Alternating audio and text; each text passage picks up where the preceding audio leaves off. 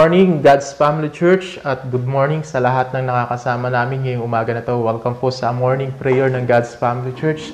Ako po muli si Pastor Edward at ako po muli magsasabi sa inyo na ang God's Family Church ay isang church na kung saan naniniwala sa kapangyarihan ng pananalangin. Bakit? Kasi kilala po namin yung tinatawagan namin kasi makapangyarihan yung tinatawagan namin. Hindi dahil sa magaling kaming mag-pray, kundi dahil kilala namin at may relasyon tayo dun sa ating pinapanalanginan, dun sa ating nilalapitan. Kaya po ngayong umaga na ito po ay nagpapatuloy. Tuwing Sabado po ito sa mga nagnanais po sumama sa amin. Every Saturday, 5:30 in the morning, may tinatawag po kaming morning prayer. Ano po? Dahil nga sa pangyayari ng COVID, ito ay naging online. Sapagkat dati po ay ito ay sa church namin ginaganap. Pero dahil sa mga pangyayari, ito ay nangyayari ngayon through online. Kaya po patuloy nyo kaming samahan sa aming morning prayer. Naanyayahan ko po kayo na buksan nyo ang Biblia nyo sa Matthew chapter 9 verses 35 to 38. Ano ba? Babasahin ko po muna ito. Matthew chapter 9 verses 35 to 38. Then Jesus went out all the cities and villages, teaching in their synagogues, preaching the gospel of the kingdom, and healing every sickness and every disease among the people. But when he saw the multitudes, he was moved with compassion for them, because they were weary and scattered like a sheep having no shepherd. Then he said to his disciples, "The harvest truly is plentiful, but the laborers are few. Therefore, pray for the Lord of the harvest to send out laborers into his harvest." Purihin po ang salita ng Panginoon. Ang Matthew chapter 9 verses 35 to 38, makikita natin dito mga remarkable na katangian ng ating Panginoon. Ang ating Panginoon, once na pumunta siya sa isang lugar, ay may gagawin siya. Diba? Kaya nga kung nasaan ang Panginoong Hesus, doon may nangyayari. Tandaan niyo po yung statement na yon, diba? Namana natin yung statement na yon. Kung nasaan ang Panginoong Hesus, doon merong nangyayaring maganda. Kaya nga iniimbitahan namin kayo sa church. Kasi nandun ang Panginoong Hesus at may mangyayaring maganda. Amen? So, huwag niyong kaligtaan ng fellowship. Kasi dito, sa Matthew chapter 9, verse 35, nung ang ating Panginoong Hesus ay pumunta sa mga cities and villages, ito po yung ginawa niya. Teaching their, sabi dyan, and they brought all the cities and villages, teaching their synagogues. Nagturo ang Panginoon sa mga synagogues. Ito pang ating Panginoon, pag may pinuntahan, talagang magtuturo ito eh. Hindi mo ito mapipigilan. Pangalawa, teaching in their synagogues, preaching the gospel of the kingdom. Okay? Ang Panginoong Hesus ay nag-preach about the gospel of the kingdom. The kingdom of God. The kingdom na parating na, malapit na dumating. Diba? Yan ang preaching ng ating Panginoon. The kingdom of God is near. At makikita natin dito, itong ating Panginoon, once na pumunta siya sa village and cities, magtuturo siya at magpipilit siya. Pero hindi lamang yon. Pagdating niya sa lugar na yun, anong gagawin niya? Ang sabi dyan, and healing every sickness and every disease among the people. Magpapagaling siya ng may sakit. Kahit ano pang sakit yan. Palagay niyo ba kung may COVID nung panahon na yun, hindi pa gagalingin ng Panginoon? Di ba? Papagalingin ng Panginoon yun. Outside ba sa kapangyarihan ng Panginoon ang nangyayari ngayon? Hindi po. Hindi po. Kaya mga Kristiyano, bilang mga nananampalataya sa Panginoong Hesus, bilang mga anak ng Diyos, kung ang Panginoong Hesus, noong panahon niya, pag siya may pinupuntahang bayan, siya ay nagtuturo at nagpipreach, at pag may nakitang may sakit ay nagpapagaling, hindi po nalalayo ang dapat nating gawin sa panahon na ito.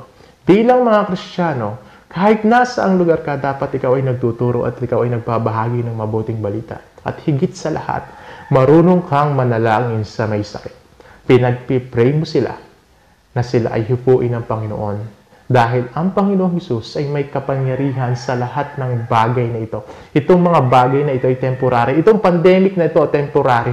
Yung nararanasan mo, temporary. Ikaw, temporary. Pero ang Panginoon, everlasting. Diba? Ang katawan mo, temporary. Pero yung mismong ikaw, everlasting. Ang tanong, sa taas ka ba o sa baba? Pangwalang hanggan tayo.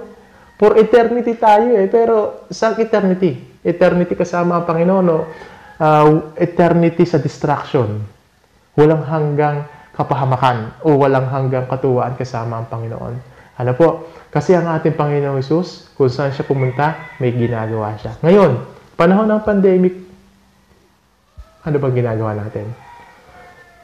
Ayan po yung katanungang iiwan ko sa inyo. Bilang mga Kristiyano, kagaya tayo ni Kristo, may nangyayari pag nandoon si Kristo. Kristiyano, dapat may nangyayari din sa lugar na kinabibilangan mo. Isa pa pong remarkable na makikita natin sa verse na ito, sa ginawa ng ating Panginoon, ay pangalawa, verse 36. But when he saw the multitudes, he was moved with compassion for them, because they were weary and scattered like sheep having no shepherd. Ito po, ang ating Panginoon, remarkable sa Kanya, compassion. Compassion. Once nung nakita niya yung multitude, ang daming tao niyang nakita, multitude, napakadami. Ano nangyari? May naramdaman siyang compassion. At ang nakita niya sa mga tao na ito ay tulad ng mga tupa na walang nagpapastol. Hiwa-hiwalay sila. Okay? Napakalayo nila sa isa't isa. Meron silang distancing. Kung kayo po'y sumusubaybay sa aming Sunday service, may na-share po ako sa Psalms chapter 23 na katangian ng tupa. Na kaunting gulat mo lamang sa tupa, ito ay magtatakbuhan na at maghihiwa-hiwalay na. Alam niyo ba na para tayong tupa ngayon na nagulat? Dahil sa pandemic na ito, bigla tayong takbuhan, kanya-kanyang tago. Kasi nagulat tayo. Kristiyano, ngayon ang panahon para ikaw ay tumayo sapagkat maraming mga tupa na naghiwa-hiwalay. Kailangan may tumayong pastol na kung saan igagather sila para sa Panginoong Hesus. Ano? Nakita ng Panginoon, tulad sila ng mga tupa na walang pastol. Yeah? May kakayanan ng Panginoon na ipunin lahat ito. Pansinin nyo, kaya niya magpagaling. Nagpipreach siya, nagtuturo siya. Kaya niya magpagaling. Kaya niya magpakain ng 5,000. Nung makita niya yung multitude, pansinin niya yung naging attitude ng ating Panginoon. Binalingan niya yung kanyang mga disciple. Tingnan natin yung sunod na verse.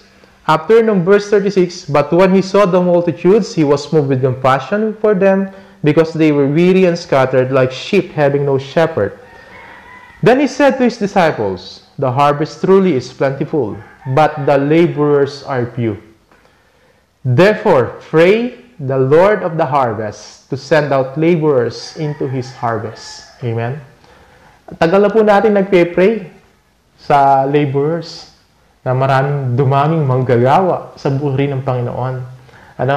Isa nga po sa mga posts na na-share ko sa Facebook, yung maraming gustong umupo sa lamesa kasama ang Panginoon, pero walang taong gustong magtrabaho sa bukirin ng Panginoon. English lang po yun pero tinagalog ko lang po ngayong umaga na to para po sa kabatiran ng lahat. Ano? Ang dami-daming tao na gustong umupo sa hapag, sa lamesa, kasama ang Panginoon, pero ayaw nila magtrabaho sa bukirin ng Panginoon. Ang tagal na natin nagpe-pray na dumami ang manggagawa. At congratulations po, dumami po ang manggagawa sa biyaya ng Panginoon. Hindi po sa galing ng isang tao, kundi sa biyaya ng Panginoon. Ito po ay time na para mag-harvest. Diba? It's time to harvest. Ito yung opportunity para mag-harvest tayo sa pangalan ng Panginoon. Sapagkat kung papansin niyo, nakita ng Panginoong Hesus ang multitude. Tulad ng mga tupa na walang pastol. At ang sabi ng Panginoon, totoong marami nang aanihin, pero kakaunti pa mag-aani. Nakita ng Panginoon, panahon na para anihin yung mga tao na yun. Bakit ba? Kasi pagod na itong mga tao na to. Hiwa-hiwalay itong mga tao na ito. Depressed na itong mga tao na ito. Panahon na para sila ay anihin para sa kaharian ng Panginoon. Kasi opportunity ito para makilala nila ang Panginoong Hesus. Mga minamahal kong kapwa Kristiyano, sino pa ba ang kikilos sa bukirin ng Panginoon?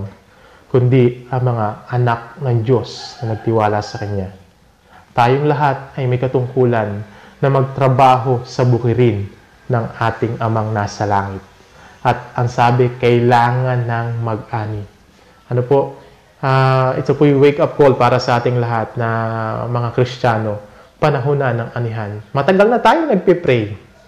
Matagal na tayo nagpe-pray. Panahon na para yung pinagpe-pray natin, patunayan natin sa Panginoon na totoo, na gusto nating mangyari. Di ba? Hindi nag-pray lang tayo. Tapos pagdating dyan, ayaw naman natin gawin. Di ba? So ngayon, nag-pray tayo na dumami ang manggagawa at praise God, dumami ang manggagawa sa biyaya ng Panginoon. Ngayon, panahon na para sa pag-aani. Panahon na para kumilos. Hindi ka na lamang nagpe-pray, kundi patutunayan mo ngayon sa Panginoon yung pinagpe-pray ko sa iyo na para kami makaani.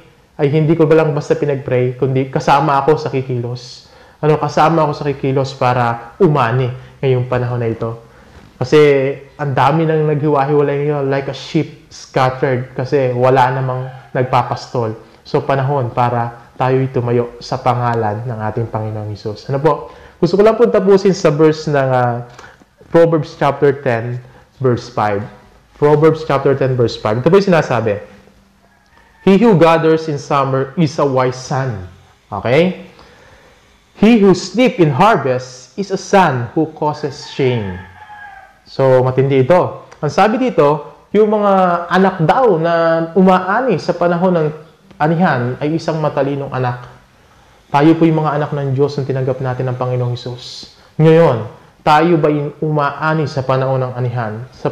Kung tayo umaani sa panahon ng anihan, tayo ay matalinong mga anak. Pero, kung ngayong panahon ng anihan, ikaw ay natutulog, sabi dito, he who sleeps in harvest is a son who causes shame. Kung ikaw ay isang anak na kung saan natutulog sa panahon ng anihan, okay, ikaw ay kahiya-hiyang anak. Napakatindi nito. Mga kapwa ko Kristiyano, panahon ng anihan ngayon, alalahanin nyo, panahon ng anihan ngayon, tayo ba nag-aani o tayo natutulog? Gawin po natin, umani tayo ng umani ngayon. Magmadali tayong mag-harvest kasi baka dumating ang bagyo at hindi tayo makapag-harvest. So, paalala po sa ating lahat ngayon, tayo po yung mga manggagawa sa bukirin ng Panginoon. Huwag niyo pong naisin lamang na mapasama sa hapagkainan kasama ang Panginoon. Naisin niyo po na mapasama sa mga manggagawa sa bukirin ng Panginoon na tayo ay mag-aani.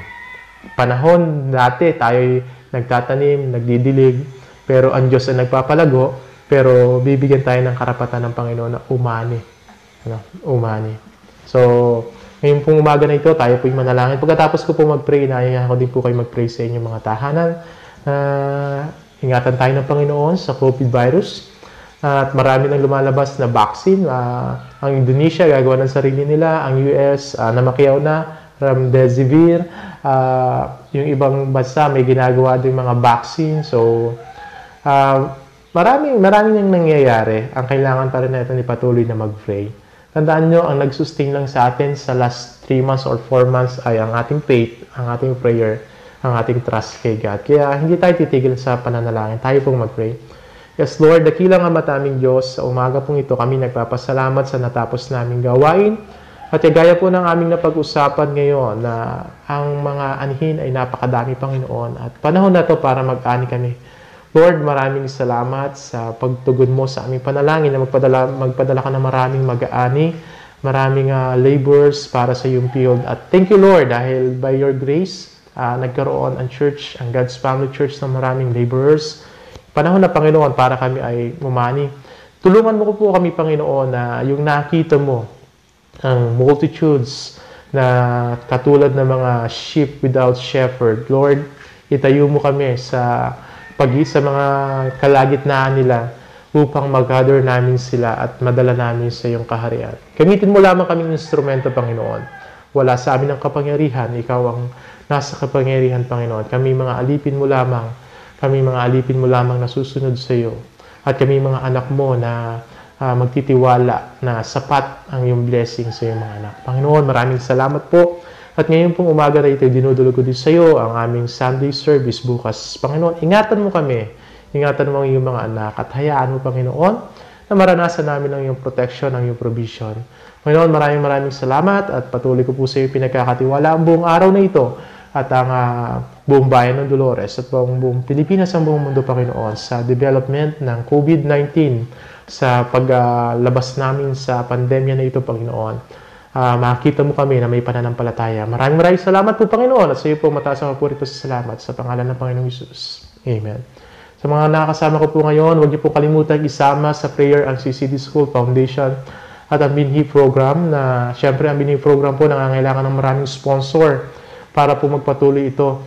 Para po ito sa mga bata na pinapaaral ng Binhi Program. So, sa maabot po ng aming video streaming na ito na nagnanais na tumulong sa Binhi Program, pwede niyo po akong kontakin, Edward Cañeta sa Facebook account. O kung gusto niyo lang po sa email, eds131109, edz131109@gmail.com. Kung gusto niyo magtanong tungkol sa Binhi Program. Ito po ay para sa mga bata na pinapaaral sa CCD School ng libre. At sa panahon po ng pandemya na ito ay masigit po namin kailangan ng tulong nyo para sa pangangailangan ng mga batang nag-aaral na ito. Sa kasalukuyan po ay meron kaming 30 batang pinapaaral. At kung kayo po ay magbabahagi ay kontakin nyo po ako. Ito po ay walang specific na amount. Actually, dito po sa amin, ang mga nag-sponsor ay ang pinakamababang binibigay ay 200 a month. O sila ay nagbibigay ng isang taon na o gusto nila monthly, 200 a month. So, kayo po'y malaya namin na iniimbitahan na maging bahagi ng programa na ito para sa mga kabataan. Hindi naman po ito para sa kung saan lang, kundi para sa edukasyon ng mga bata, especially sa panahon po na ito. So, maraming salamat po. Pagpalain po kayo ng Panginoon. Magkita-kita po tayo bukas. Excited na po ako para bukas. Kayo po ba excited na? Magkita-kita po tayo bukas. Kung nasaan ang Panginoon, nasaan ang kanyang mga anak, di ba? Kung saan may 2 o 3 higit na nagkakatipon sa pangalan ng Panginoon, naroon siya sa kalagitnaan ng mga yon.